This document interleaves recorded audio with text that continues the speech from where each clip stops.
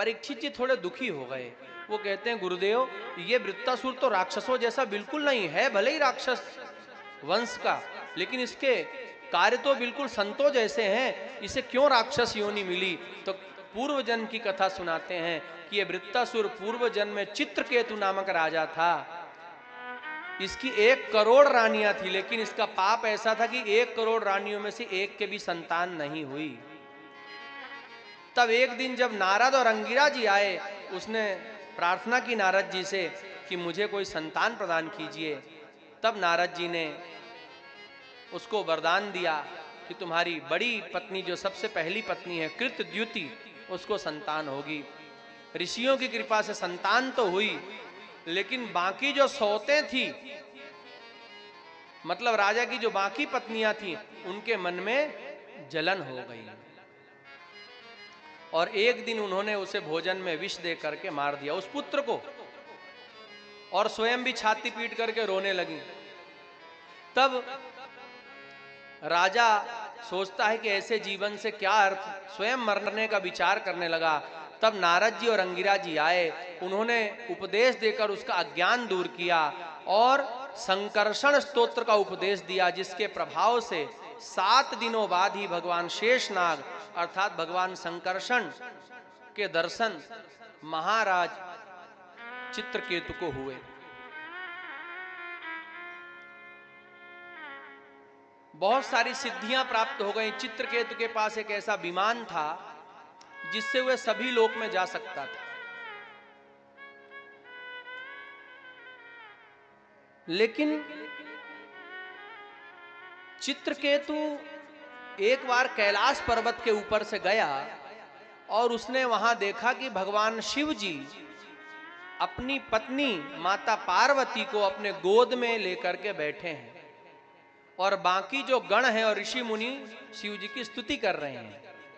अब भगवान शिव जी तो उनकी लीला ही निराली है, उन्होंने अपने आधे शरीर में ही पार्वती जी को अधिकार दे रखा है, अर्धांगी है वो। लेकिन ये लीला नहीं समझ पाया चित्रकेतु।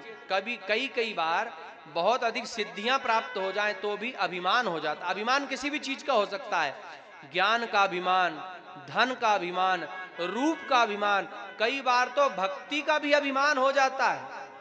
और जहां अभिमान आया कि भगवान गए। अभिमान और भगवान ये कभी एक साथ नहीं रह सकते, एक म्यान में 2 तलवार नहीं रह सकती।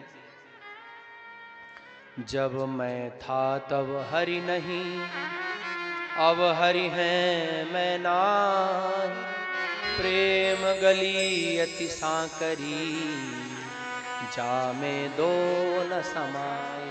जब मैं था, मैं मतलब अहम, जब अहंकार होता है तो भगवान चले जाते हैं। मैंने ये किया, मैंने वो किया, मैं ऐसा मैं वैसा, ये बात जब रहती है तो भगवान नहीं मिलते।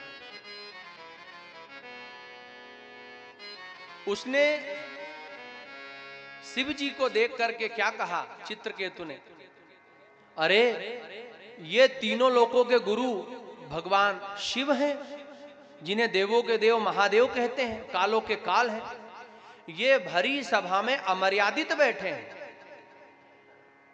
सार्वजनिक स्थल में या भरी सभा में क्या चाहिए कि पत्नी को बगल में बैठाए, इन्होंने तो अपनी पत्नी को अपनी गोद में बैठा रखा है। ये तो बिल्कुल निर्लज्ज की भांति आचरण कर रहे हैं, जगत इनसे क्या सीखेगा। तो शिव जी तो मौन रहे, वो तो अपनी साधना में लीन रहते हैं, भगवान के ध्यान में रहते हैं। लेकिन पार्वती जी से ये बात सहन न हुई, क्योंकि कोई भी भारतीय नारी अपने पति की निंदा नहीं सुन सकती, और उसमें तो वो जगदम्बा माता पार्वती, और वो भी बुराई किसकी कर रहा है, शिव जी की बुराई, जो कि बिल्कुल निर्लिप्त है, निर्दोष है, जिन्होंने पूरी दुनिया को सब कुछ दान कर दिया, अपने लिए घर मकान भी नहीं रखा, झोपड़ी तक नहीं रखी, खुले में रहते हैं। उन शिव जी के बारे में जब कहा चित्रकेतु ने,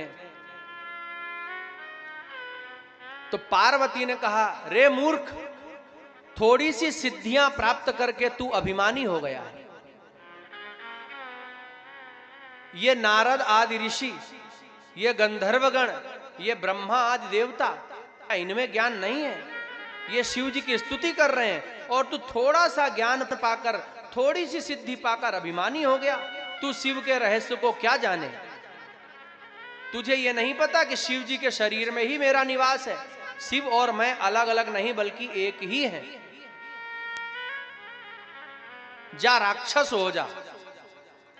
अब देखो, पूर्व जन्म में तपस्या की थी चित्रकेतु ने, राक्षस तो हुआ अगले जन्म में, लेकिन सात्विक राक्षस हुआ, किसी को सताया नहीं, वृत्तासुर के रूप में अवतार हुआ और भगवान का दर्शन करके उसने मोक्ष को प्राप्त